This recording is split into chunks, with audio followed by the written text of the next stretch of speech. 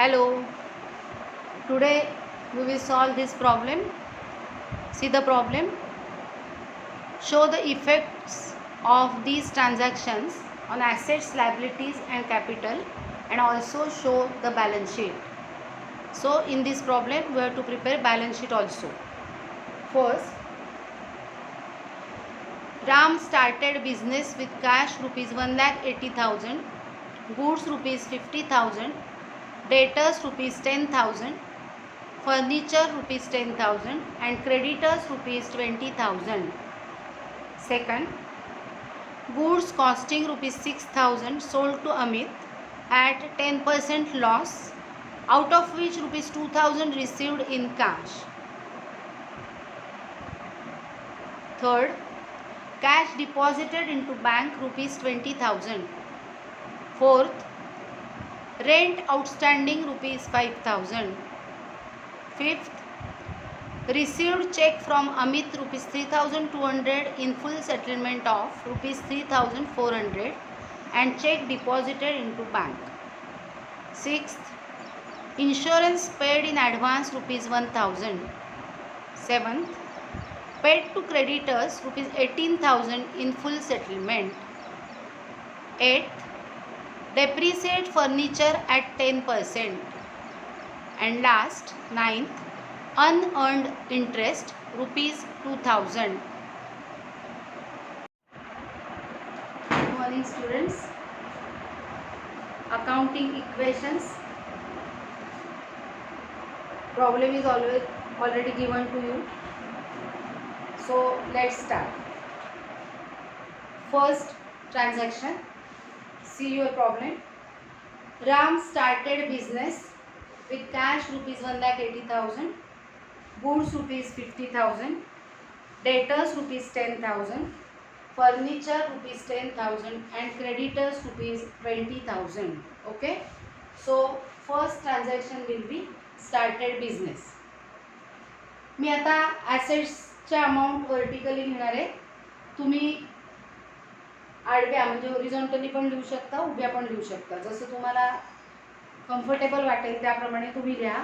काही प्रॉब्लेम्समध्ये मी आडव्या ॲसेट्स लिहून दाखवल्यात, काहीमध्ये उभ्या दाखवल्या. ओके. आता cash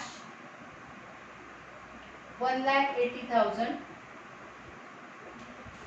then goods rupees 50,000, so we will say stock 50,000. Okay. Then debtors and furniture rupees 10,000, so debtors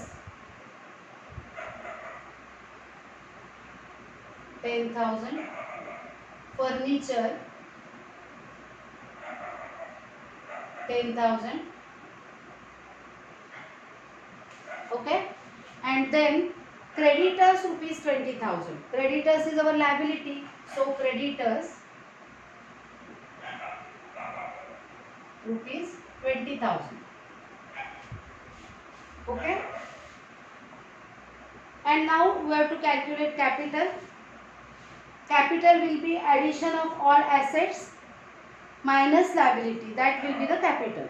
So we will make the total, that is addition. 1,80,000 plus 50,000, 2,30,000, 2,40,000, 2,50,000 is the total.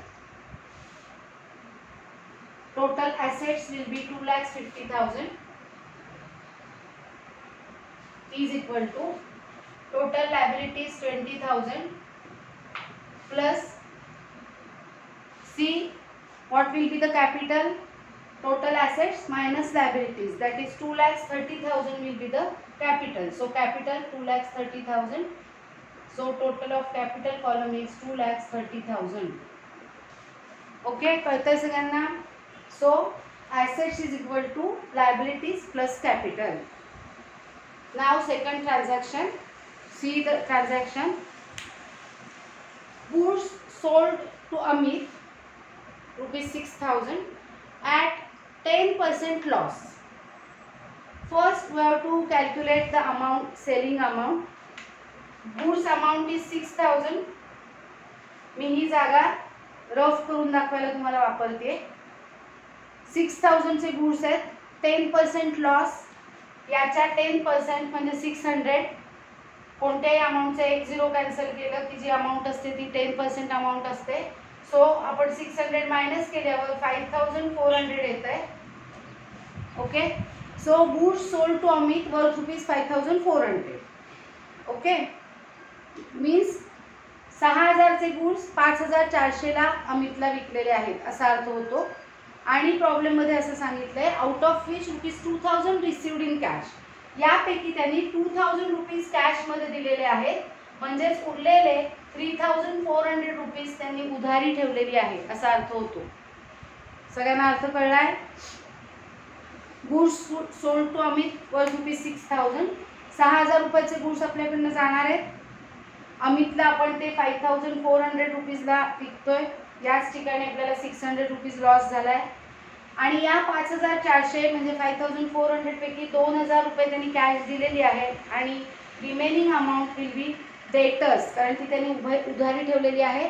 आपण goods sold केलेले आहेत म्हणजे अमित हा आपला डेटर होईल त्यांनी जी उधारी ठेवली त्या अमाऊंटसाठी. ओके. आता आपण इथे मांडूया. सगळ्यात पहिल्यांदा कॅश 1,80,000 आहे प्लस अमितने आपल्याला ₹2000 कॅश पेड केलेली आहे. So we have to add 2000. So cash will be 1,82,000. Okay. Now stock 50,000चा होता. त्याच्यातून आपण ₹6,000चे गुड्स सोल्ड केलेत अमितला, त्यामुळे -6,000. So remaining goods will be of 44,000. Okay. Then debtors were ₹10,000 आणि आता अमितनी उधारी ठेवल्यामुळे 3,400चे डेटर्स निर्माण झालेले आहेत, त्यामुळे 3,400 ॲड होतील, त्यामुळे 13,400. And now furniture 10,000. So furniture will remain as it is. फर्निचरमध्ये काही चेंज नाहीये. आता बघा 2,000 रुपयाची कॅश आलेली असल्यामुळे कॅशमध्ये 2,000 रुपये वाढले. डेटर्समध्ये 3,400 वाढलेले आहेत. क्रेडिटर्समध्ये काहीही बदल होणार नाही, कारण क्रेडिटर्सचा काही संबंध नाही याच्याशी, त्यामुळे creditors will remain the same, that is ₹20,000. And now capital was ₹2,30,000. We have to deduct the loss. ₹600 loss झाला आपल्याला, आठवत आहे. 10% कमीला आपण अमाऊंट चार्ज केली त्याला, त्यामुळे ₹600 लॉस झाला आहे. We have to deduct the loss from capital. 2,30,000 minus 600, so it will be 2,29,400. Understood? Let's tally. Cash 1,82,000 plus 44,000 plus 13,400 plus 10,000. So the total will be 2,49,400. Total liabilities 20,000 and capital is 2,29,400. So 20,000 plus 2,29,400, that is 2,49,400 is equal to 2,49,400. Okay. Now the next transaction. मी या ठिकाणी already table बनवून घेतलेला आहे जास्तीत जास्त फळ्यावर मावा म्हणून. सो फळ्यावरती जितकं एका वेळेला राहील तितकं आधी आपण सोडवणार आहोत. Next transaction, cash deposited into bank.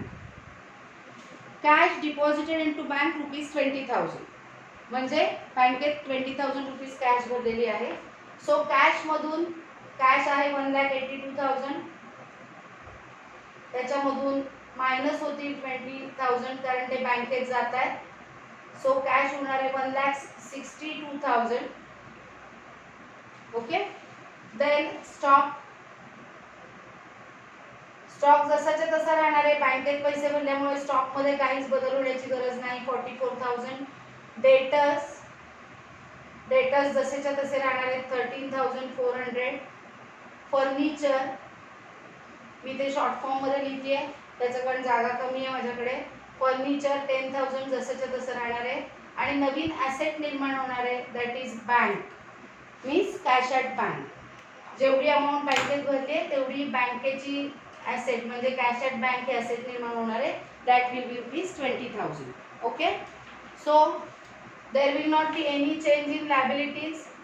So creditors 20,000 and no change in capital 2,29,400.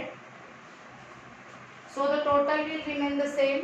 Total assets will be 2,49,400 is equal to 20,000 plus 2,29,400 means total of liability and capital is 2,49,400 is equal to total assets 2,49,400.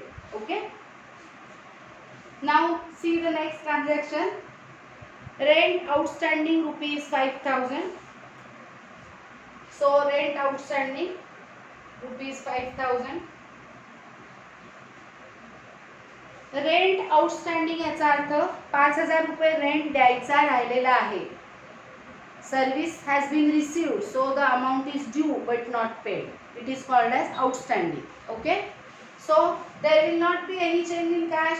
आपण cash काही paid केलेली नाही आहे या ठिकाणी. Cash paid करायची राहिलेली आहे त्यामुळे कॅश जशी तर जशी राहील 1,62,000.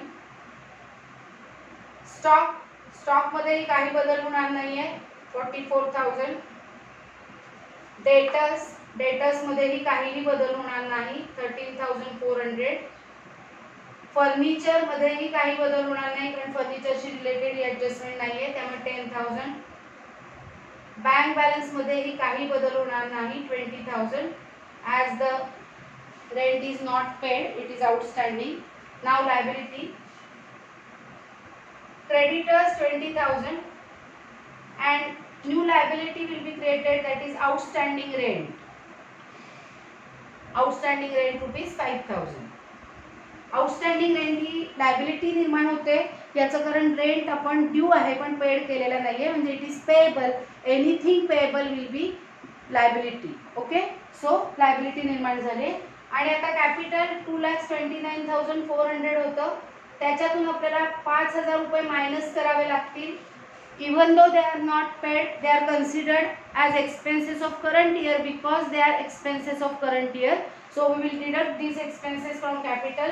So capital will be 2,24,400. Okay, let's tally total.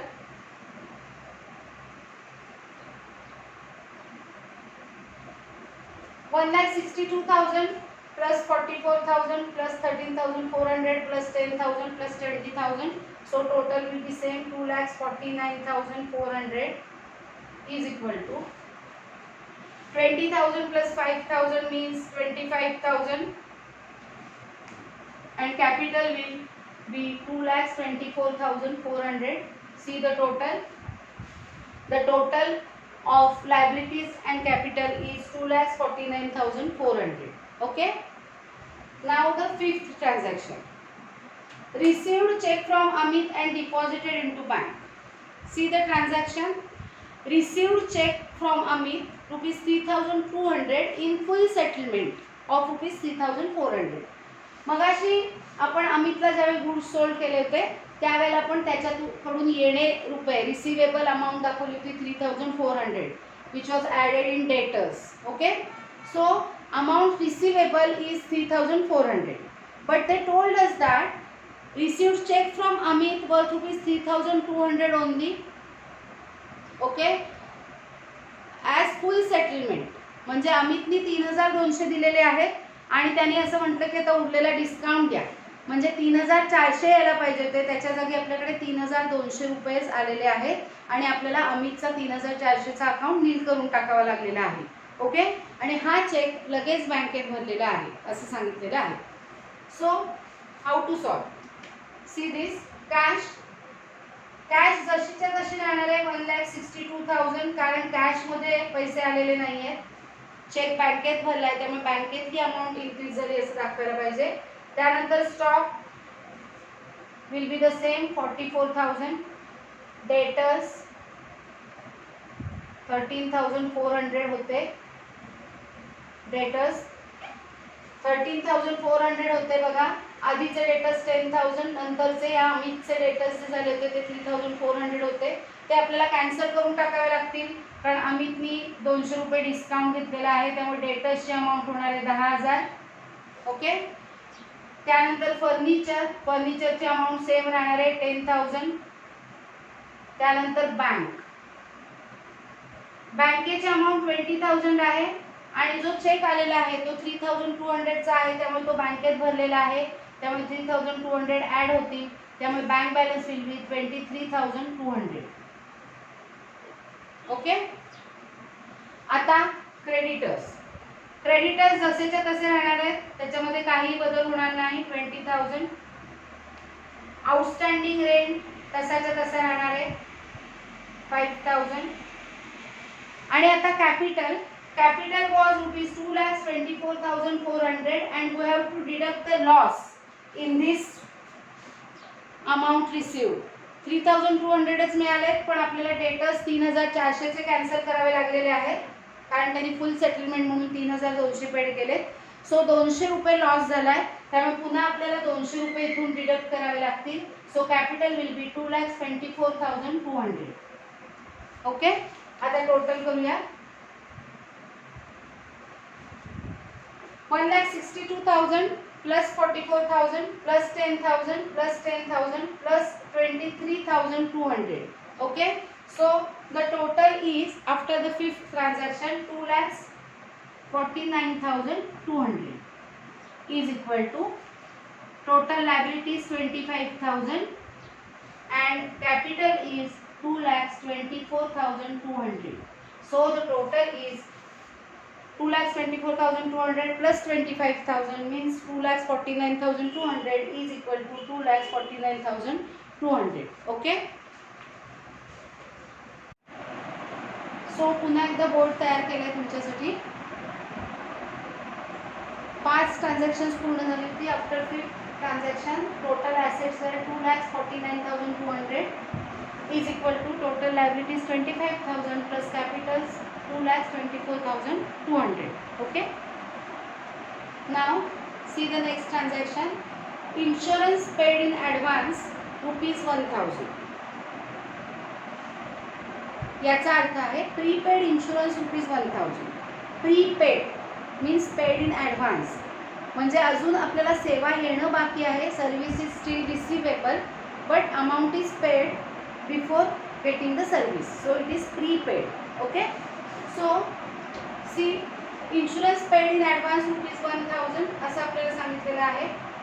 1,000 rupees actually paid केलेले आहेत. So we have to deduct 1,000 from cash. So cash will be 1,61,000. Stock will remain the same 44,000 plus debtors 10,000 plus furniture 10,000 plus bank 23,200 and new asset will be created, namely prepaid insurance. That will be rupees 1,000. ही asset निर्माण झालेली आहे because service is yet to be received. It means service is receivable and anything receivable will be our asset. So new asset is created and we have paid the amount, so deducted the amount from cash. There will not be any change in liabilities, so liabilities will remain rupees 25,000, that is 20,000 plus 5,000, and there will not be any change in capital because we have paid the amount, but this expense is related to next year. We have paid it in advance, so this expense is not related to current year. जर current इयरचे खर्च असतील किंवा current इयरचे incomes असतील तर खर्च कॅपिटलमधून लेस होतील आणि incomes add होतील. ही अमाऊंट आपली खर्च झालेली आहे, म्हणजे कॅशमधून पैसे कमी झालेले आहेत, पण त्यात तेवढ्याच अमाऊंटची ॲसेट निर्माण झाली आहे, कारण त्याची सेवा म्हणजे सर्व्हिस अजून रिसिवेबल आहे. त्यामुळे कॅपिटलमधून ते खर्च पुढच्या वर्षीचे आहेत जे आधी केलेले आहेत या वर्षीशी रिलेटेड नाहीत, म्हणून कॅपिटलमधून काहीही वजा होणार नाही. त्यामुळे कॅपिटल 2,24,200 असं सेमच राहील, काहीही डिडक्ट होणार नाही. फरक लक्षात घ्या. ज्यावेळेला आउटस्टँडिंग सॅलरी असतं त्यावेळेला आपण काय केलं होतं बघा, तर आपण आउटस्टँडिंग एक्सपेन्सेस म्हणजेच आउटस्टँडिंग रेंट होता, आपण इथे रेंट लिहू शकतो. आउटस्टँडिंग रेंट नावाची नवीन लायबिलिटी आपण निर्माण केली होती. ओके, आणि त्यावेळेला ते पैसे आउटस्टँडिंग आहेत म्हणजे पेड करून झालेले नव्हते तरी सुद्धा आपण कॅपिटलमधून लेस केले होते, कारण ते पेड झालेले नसले तरी ते खर्च या वर्षीच्या खर्चामध्ये दाखवायला हवे होते, कारण तो या वर्षीचा खर्च होता. ओके, जसं जसं आपण पुढे जाऊ तसं तुम्हाला हा डिफरन्स कळून येईल जास्त चांगल्या प्रकारे. त्यामुळे प्रीपेड इन्शुरन्स ही नवीन ॲसेट निर्माण झाली आणि त्यामुळे ॲसेटची टोटल बघा, after the 6th transaction total assets 2,49,200 is equal to 2,49,200. Okay, next paid to creditors rupees 18,000 in full settlement.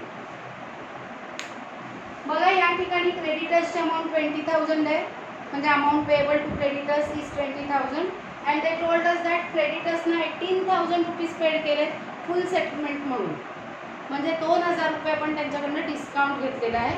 You are paying less amount to them in full settlement, म्हणजे आपला account cancel करायचं आहे असं ठरवून cancel करून आपण त्यांना 18,000 रुपीजच paid करणार आहोत.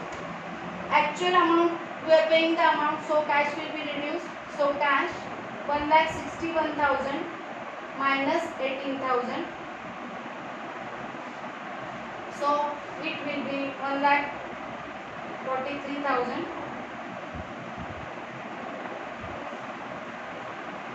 करेक्ट. देन स्टॉक तसाच्या तसा राहणार आहे 44,000. डेटर्स तसेच्या तसे राहणार आहे 10,000. फर्निचरमध्ये काही बदल होणार नाही 10,000. बँक बॅलन्समध्ये काही बदल होणार नाही 23,200. Prepaid insurance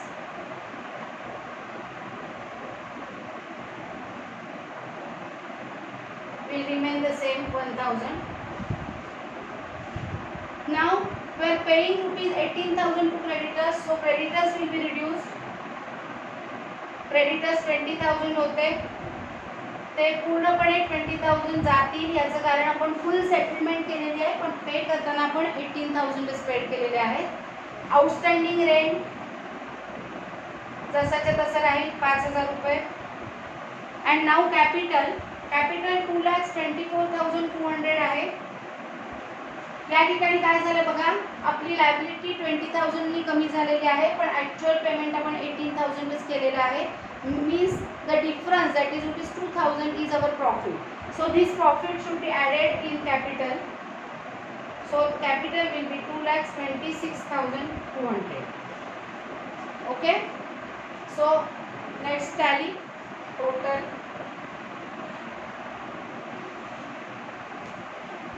1,43,000 plus 44,000 plus 10,000 plus 10,000 plus 23,200 plus 1,000.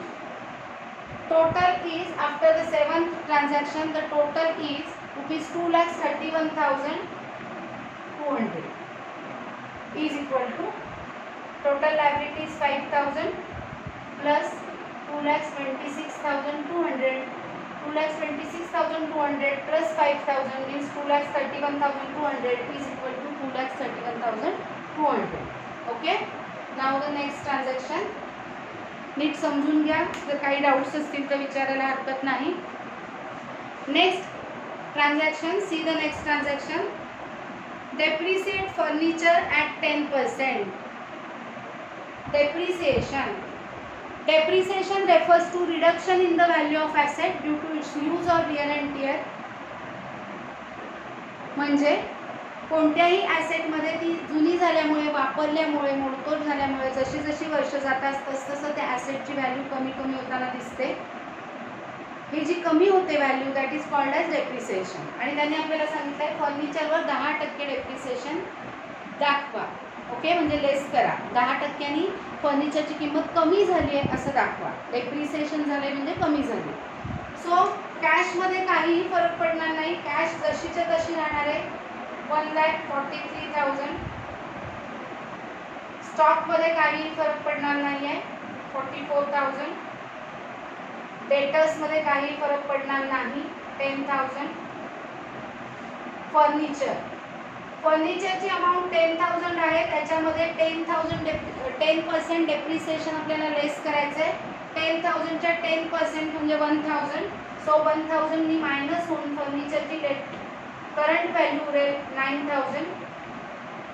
Bank बॅलन्समध्ये काही फरक पडणार नाही 23,200. अँड प्रीपेड इन्शुरन्स बघा, असं व्हर्टिकल लिहिल्यामुळे म्हणजे उभं लिहिल्यामुळे या ठिकाणी थोडीशी आपल्याला अडचण होते लिहिताना, पण ज्यांना उभं कळत असेल ॲडिशन सबस्ट्रॅक्शन करताना त्यांनी उभं राहायला हरकत नाही.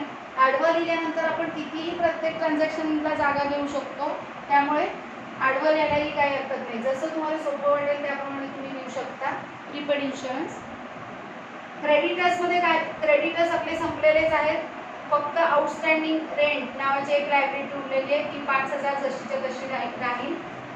आणि ॲसेटची किंमत 1,000 कमी झाली आहे. This is loss of business, so it will be deducted from capital. So -1,000. Depreciation आपण इथे डिडक्ट करतोय बघा, आणि त्यामुळे 2,25,200 एवढं कॅपिटल राहणार आहे. Okay, so the total assets आहेत ते 1,000 कमी होणार आहेत, म्हणजे 2,30,200. 2,30,200 is equal to 5,000 plus 2,25,200. This will be the total of capital plus liability is equal to total assets. Okay, and now today's last transaction, unearned interest rupees 2,000. unearned interest याचा अर्थ pre received interest. जसं आपण पुढचे expenses prepaid असं म्हणतो, तसं पुढचं income आधी मिळालेलं आहे, पुढचा इंटरेस्ट आपल्याला आधी मिळालेला आहे. Service is yet to be given. Okay, so it is interest paid in advance. Understood? So unearned interest rupees 2,000. We have received the interest. See, सगळ्यांना अर्थ कळला आहे असं मला वाटतंय. प्री रिसिव्ड म्हणजे आधी पैसे मिळाले 2,000 रुपये. Service is yet to be given. So कॅशमध्ये 2,000 रुपये वाढतील. 1,43,000 प्लस 2,000 दॅट इज 1,45,000. स्टॉकमध्ये काहीही फरक पडणार नाही, सेम राहील. Debtors will remain the same 10,000. Furniture 9,000 जसंच्या तसं राहील. Bank balance will remain the same 23,200. Prepaid insurance